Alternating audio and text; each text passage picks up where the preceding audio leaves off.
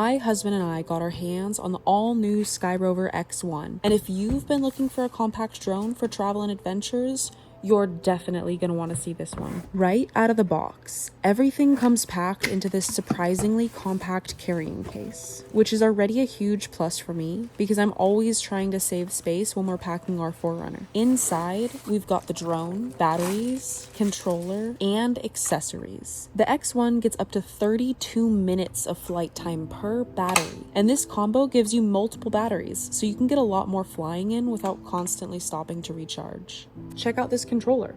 It has its own 5.5-inch full HD touchscreen, so you don't have to connect your phone every time you want to fly, which I absolutely love.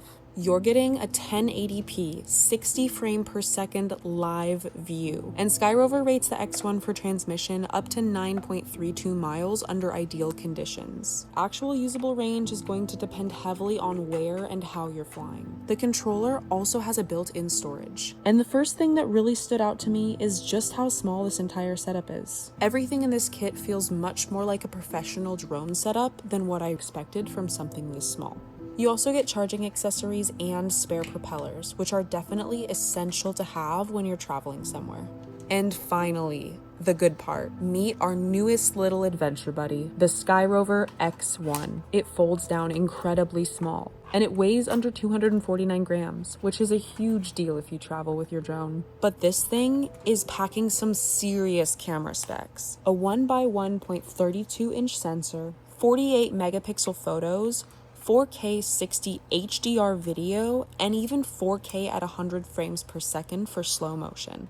It also has true 4K vertical shooting, which, as someone who's creating a ton of content for Instagram, is a feature I am so excited about.